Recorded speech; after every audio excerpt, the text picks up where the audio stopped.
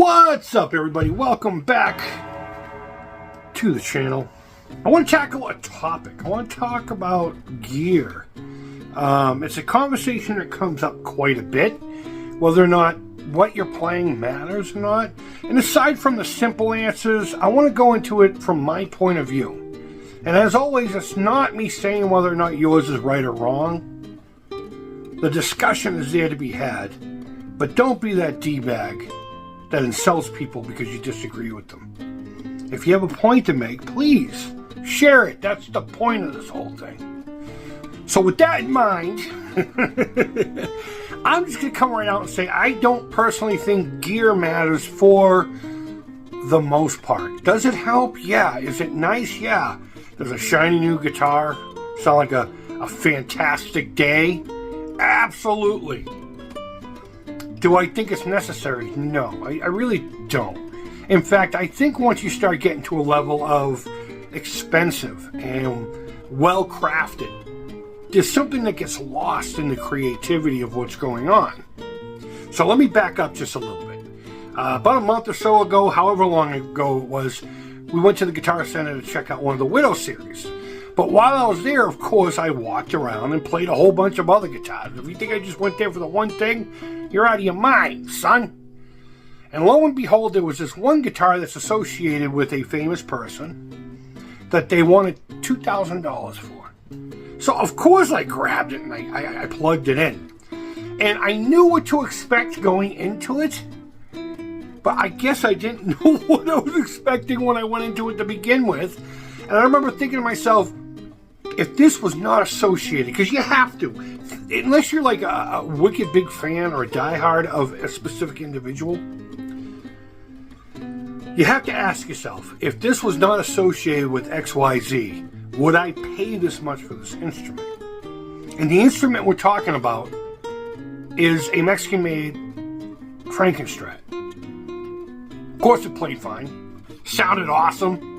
And I'd be lying if I didn't say it was wicked fun. It was very inspiring. And I think that's the point I'm going to get to here eventually. I had a great time with it. Would I pay $2,000 for it? No.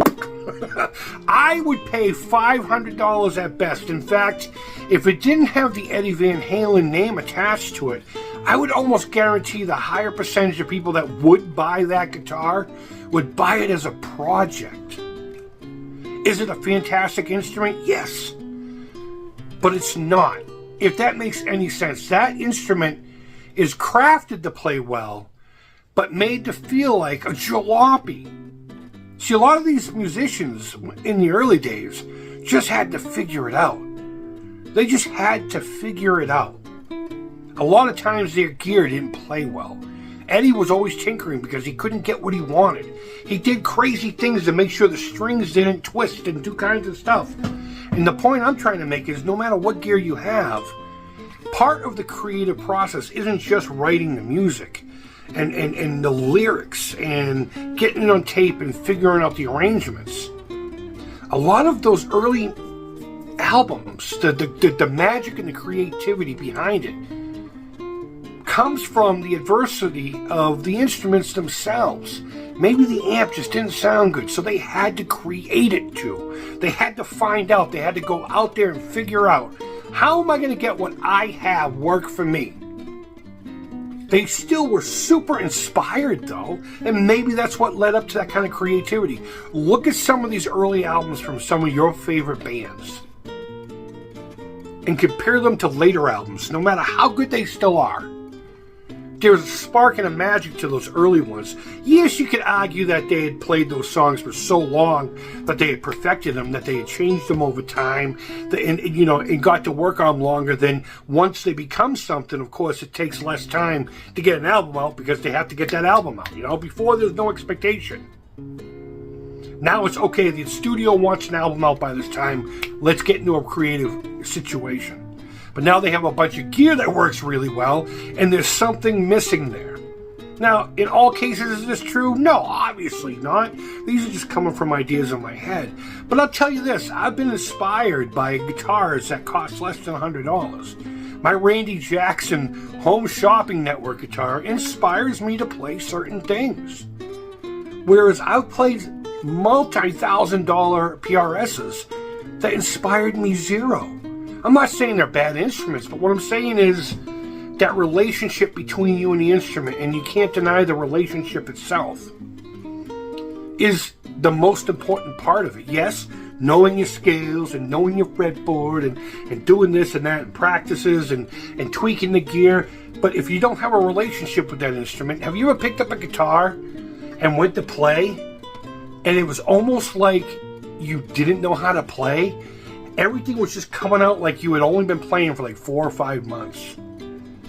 That's the connection I'm talking about. I'm not trying to get all hippie-like on you.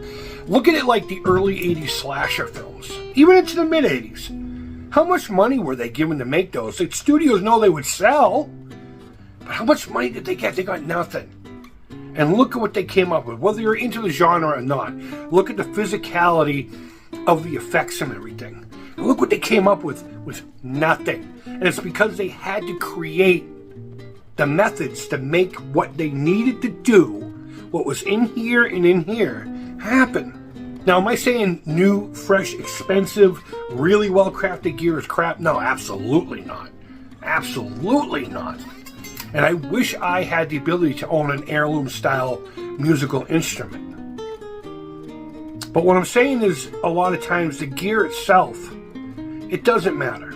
David Gilmour's Black Strat is another fantastic example. That thing has been chopped up and modified so many times. It had a Kahler at one point, and they put a block in there, and you could clearly see it. It had a Moog system on it at one time. It's had multiple pickups, wood gouged out of it, wood put back into it, multiple necks, and on a regular market, the only thing that would give that guitar without David's name attached to it is its age. But at this point, is it even that same guitar anymore? The body is pretty much the only part of it that still exists from the original instrument. So maybe because of the body and its age, you could probably get between $1,000 and $2,000 for a guitar like that. It's a jalopy. Does it play awesome? Absolutely. Did it help create some of the best music that has ever been laid down on vinyl? Yes, it fucking has. And I'm not going to bleep that one out. It's not the gear. It's making the gear work for you. And I guess what I'm saying is just play what you got. Make it work. And don't forget it. Yes, work your way up to that custom shop Les Paul or that PRS. Work your way up to it and earn it and enjoy it when you have it. But don't forget, it's like what Ricky Brackman used to say on Headbangers Ball.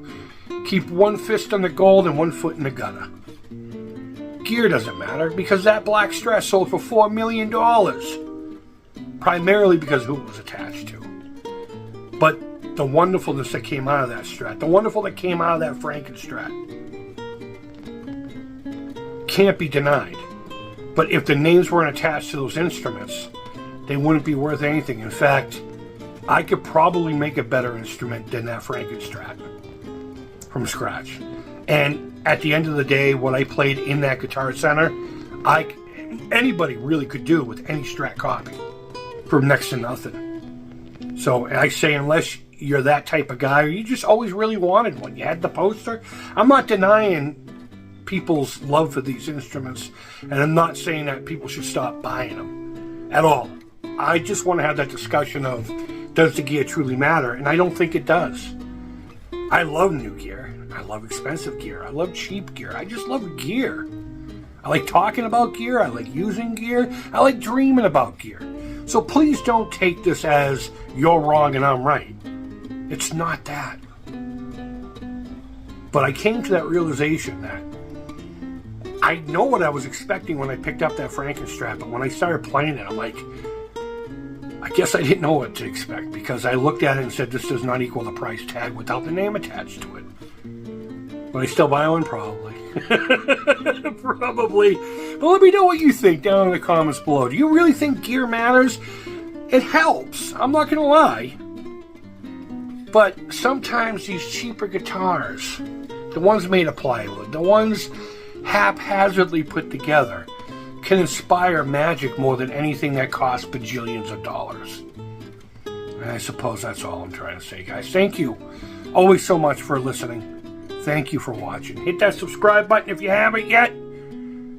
I doubt this channel could get to it. Maybe it could get to 1,000. I've been on a real roll here lately. So if you'd hit it, that'd be rad. If not, be part of the conversation.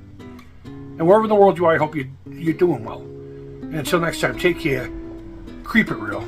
Please, I've been fighting a fever for 2 days now. And bye-bye.